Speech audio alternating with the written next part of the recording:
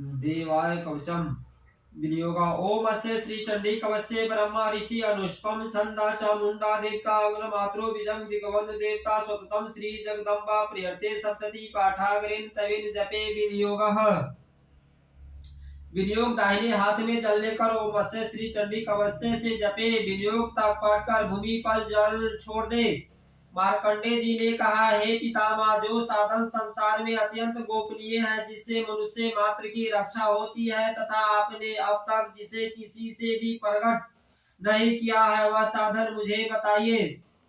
ब्रह्मा जी ने कहा, हे ऋषि श्रेष्ठ, संपूर्ण प्राणियों का कल्याण करने वाला देवी का कवच रक्षा के लिए पहने जाने वाले एक विशेष प्रकार के पहनावे को कवच कहते हैं। इसी तरह यह स्त्रोत भी है, इसके पाठ से साधक सर्वदा सुरक्षित रहता है, अत्यंत गोपनीय है। हे महामुने, उसे सुनिए।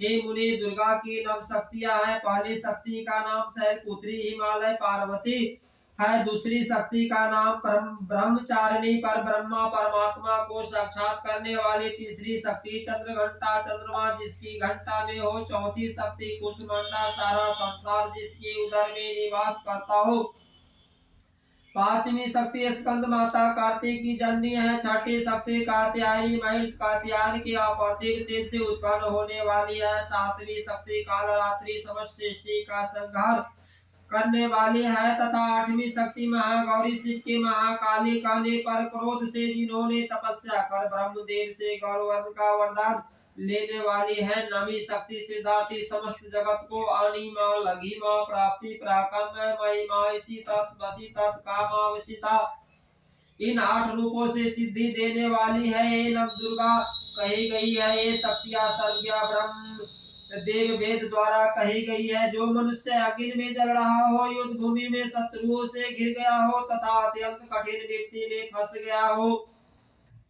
वह भगवती दुर्गा के शरण का आश्रय ले ले तो उसका कभी युद्ध या संकट में कोई कुछ बिगाड़ नहीं सकता, उसे कोई विपत्ति घेर नहीं सकती, और न उसे शोक दुख तथा भय की ही प्राप्ति हो सकती है।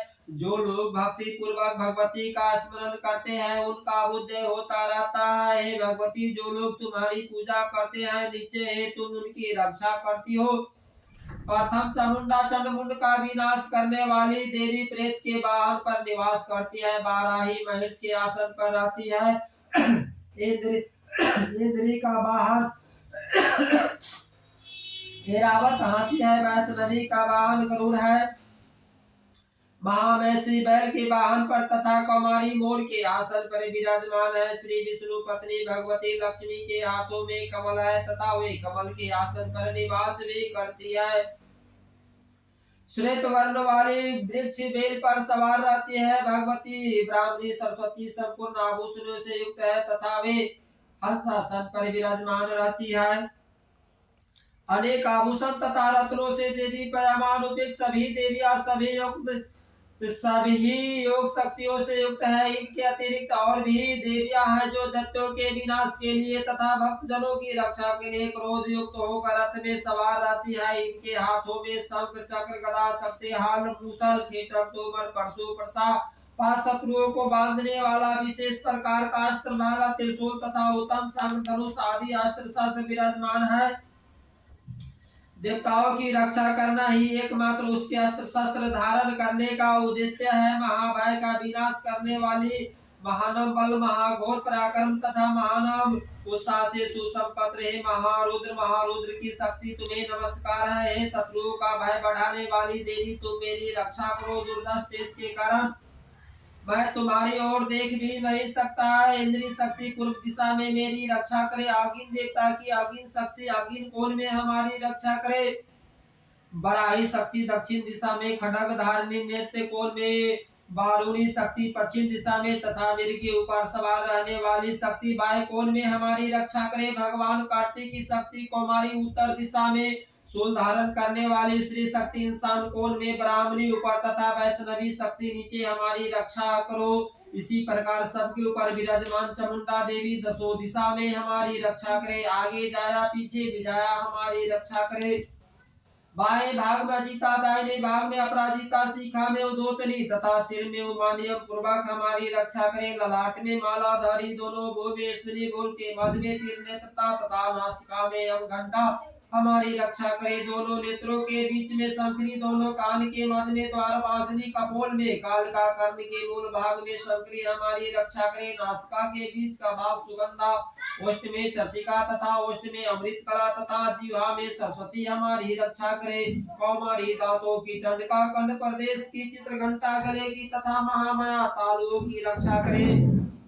तमाची ढोरी की, सरमंगला वाली की, भद्रा काली गिरवा की तथा धनुष को धारण करने वाले रीढ़ प्रदेश की रक्षा करे। कंठ के बाहर नीलगिरीवा और कंठ की नली में नल कुमरी, दोनों कंधों की खड़गली तथा वर्ष को धारण करने वाली दोनों बाहों की रक्षा करे। दोनों हाथों में दंड को धारण करने वाली दंडनी तथा विकिया अंबिका अंगुलियों में हमारी रक्षा करे। सुरेश्री नखों की तथा कुलेश्री कुची प्रदेश में स्थित होकर हमारी रक्षा करे। सुरे महादेवी दोनों स्तन की शोक को नाश करने वाली शोक विनाशिनी मन की रक्षा करे। ललिता देवी हृदय में तथा त्रिशूल धारणी उत्तर प्रदेश में स्थित होकर हमारी रक्षा करे। नाभि में कामनी तथा गुहा भाग में गुहेश्वरी हमारी रक्षा करे।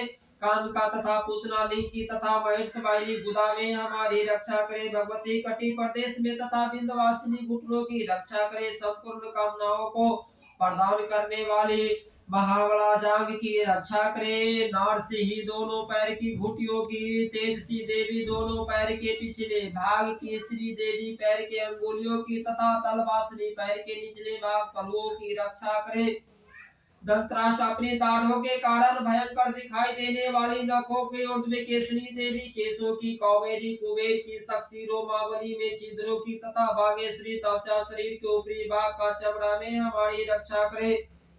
पार्वती देवी रक्त मंजा, वसा, मांस, हड्डी और मोदे की रक्षा करे। कालरात्रि आंतों की तथा मुकेश्वरी पित्त की रक्षा करे। पदावती मूलाधार में स्थित सहस्त्र दल, कमल में चूड़ामणि, कफ में ज्वालामुखी, नख राशि में उत्पर तेज की तथा अवेदा जिसका किसी शस्त्र से भेदन न हो, सभी संधियों जोड़ों में हमारी रक्षा करे। ब्राह्मणी शुक्र की, छतेश्वरी छाया की, धर्म को धारण करने वाले हमारे अहंकार, मन तथा बुद्धि की रक्षा करे। बर्जहस्ता वर्ष को धारण करने वाले प्राण, अपमान, बयान, उद्दान तथा सम्मान, वायु की कल्याण से सुशोभित होने वाले कल्याण शोभना हमारे प्राणों की रक्षा करे। रस रूप गंध शब्द तथा स्पर्श रूप विषयों का अनुभव करते समय योगिनी तथा हमारे सत रज एवं तमो गुण की रक्षा नारायणी देवी करे। बराही आयु की, वैष्णवी धारण की, चक्रनी चक्र को धारण करने वाले यश कीर्ति धन तथा विद्या की रक्षा करे। हे इंद्राणी तुम मेरे कुल की तथा हे चंडिके तुम हमारे पशुओं की रक्षा करो। महालक्ष्मी पुत्रों की तथा भैरवी देवी हमारी स्त्री की रक्षा करे। सुपथा प्रशस्त मार्ग पर चलने वाली हमारे पथ की क्षेम करे। कल्याण करने वाली मार्ग की रक्षा करे। राजद्वार राज दरबार में महालक्ष्मी तथा सब और व्याप्त रहने वाली विजया भयों से हमारी रक्षा करे। हे देवी इस कवच में जिस स्थान की रक्षा नहीं कही गई है उस आरक्षित स्थान में तुम्हारी शक्ति पाप को नाश करने वाली जयंती देवी हमारी रक्षा करे। यदि मनुष्य अपना कल्याण चाहे तो वह कवच के पाठ के बिना एक पल भी कहे यात्रा न करे, क्योंकि कवच का पाठ करके चलने वाले मनुष्य जिस जिस स्थान पर जाता है उसे वहां वहां धन का लाभ और संपूर्ण कामना एवं विजय की प्राप्ति होती है।